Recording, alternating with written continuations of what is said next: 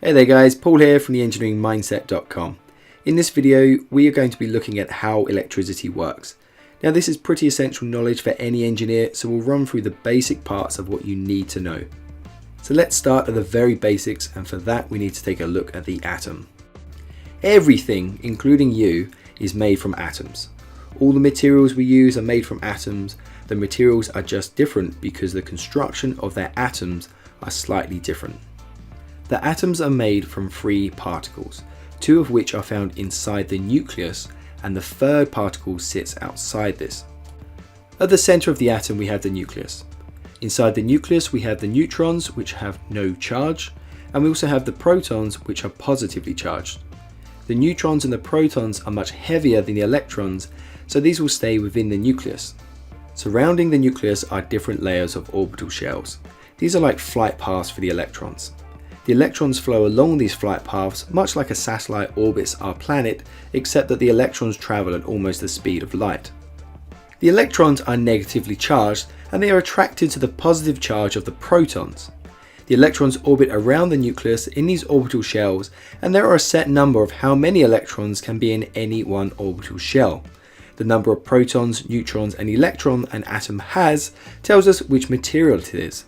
Atoms hold on to their electrons very tightly, but some materials will hold on to them more tightly than others. The outermost shell is known as the valence shell, and in this shell some materials have loosely bound electrons which can flow to other atoms. Atoms which can pass electrons are called conductors, and most metals are conductors. On the other hand, atoms which do not have free electrons and so they can't pass electrons between other atoms are known as insulators, and these are things like glass and rubber. Now we can combine these materials to safely use electricity by having the conductor in the center, which allows the electrons to move, but surround this with an insulator to restrict where they can flow to, i.e. not into us, which keeps us safe. If we look inside a slice of copper cable at the free electrons surrounding the nucleus of the copper atom, you'll see that the free electrons are able to move to other atoms, but this happens randomly in any direction. If we then connect the slice of copper cable to a closed circuit with a power source, such as a battery, then the voltage will force the electrons to move, and these will then all flow in the same direction to try and get back to the other terminal of the battery. When I say circuit, this just means the route which electrons can flow along between the two terminals, the positive and the negative, of a power source. So we can add things into their path like light bulbs, and this means that the electrons will have to pass through this in order to get to the other terminal, and so we can use this to create things such as light. The circuit can even be open or closed. In a closed circuit, that means the electrons can flow around, and in an open circuit, this means that the electrons are not able to flow. Voltage is a pushing force of electrons within a circuit. It's like pressure in a water pipe. The more pressure you have, the more water can flow. The more voltage you have, the more electrons can flow. But what does a volt mean? Well, a volt is a joule per coulomb, and a joule is a measurement of energy or work, and a coulomb is a group of flowing electrons. We'll have a look at what a coulomb is in just a second though. So a 9-volt battery can provide 9 joules of energy in the form of work or heat per group of electrons that flow from one side of the battery to the other. In this case, the current of electrons flow from one side of the battery through the LED light bulb, which produces light, and then the electrons flow to the other side of the battery. Therefore, 9 joules of light and heat is produced by the light bulb. Current is the flow of electrons. When a circuit is closed, it means electrons can flow, and when the circuit is open, no electrons will flow. We can measure the flow of electrons just like you can measure the flow of water through a pipe. To measure the flow of electrons, we use the unit of amp. 1 amp means 1 coulomb per second, and 1 coulomb is a group of electrons.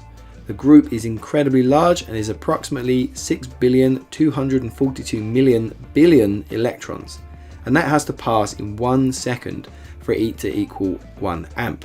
That's why electrons are grouped together and just called amps to make it easier for engineers. Resistance is a restriction to the flow of electrons in a circuit. The wire which carries the electrons will naturally have some resistance. The longer the wire, the greater the resistance. The thicker the wire, the lower the resistance. The resistance to the flow of electrons is different for each material, and the temperature of the material can also change the resistance to the flow of electrons.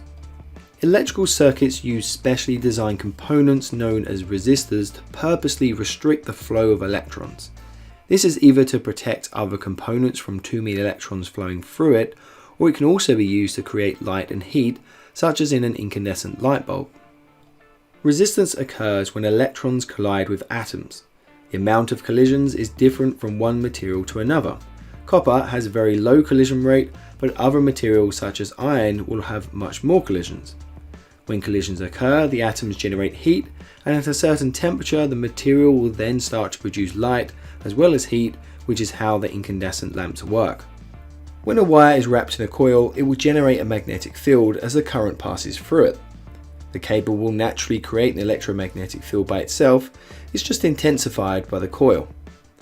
By wrapping it in a coil, the magnetic field becomes so strong that the magnetic field starts to actually affect the electrons within the wire. But we'll look at why this occurs in a future, more advanced video. We can increase the strength of the magnetic field simply by wrapping the coils around an iron core. We can also increase the number of turns within the coils, and also we can increase the amount of current passing through the circuit. Now this is how electromagnets work, and it's also the basis of how induction motors work. If you want to learn more about induction motors, we've already covered this in another video already, just see the link on screen now. Now when a magnetic field passes across a coil of wire, it will induce a voltage in that wire caused by an induced electromotive force which is pushing the electrons in a certain direction. If the wire is connected in a circuit, then this electromotive force will cause a current to flow. This is the basis of how AC generators work, and the electricity at your wall sockets within your home is produced in a very similar way. Transformer. Now we can combine all of the aspects together that we've just covered, and when we do so we'll see that we can use one coil to generate electricity, and then we can place two other coils in very close proximity to each other but not touching, and this will create a transformer.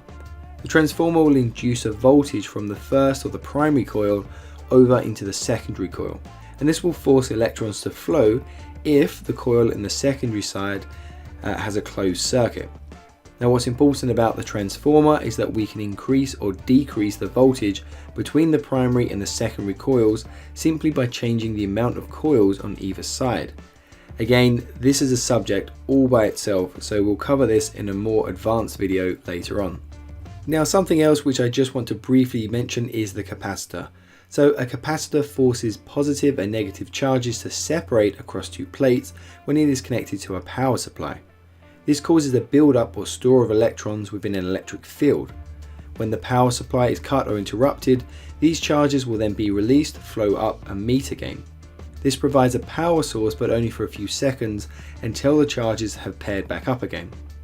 It's slightly similar to a battery, but capacitors are very common and they're in almost every single circuit board. We'll cover this obviously in more detail in a future video, just be aware of these. So the last part I want to cover in this video is that there are two types of current electricity, that being alternating current or AC and then direct current or DC.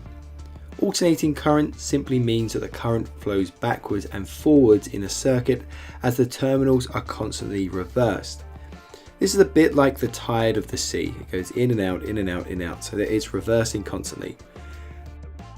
Now alternating current is the most common source of power, and the plug sockets in your homes and your buildings and schools and workplace, etc. These will all be providing alternating current, AC. Now on the other hand, we've got direct current or DC, and that simply means that the current flows directly in only one direction. It does not alternate. This is what's provided from batteries, and almost all your handheld devices are from this as well.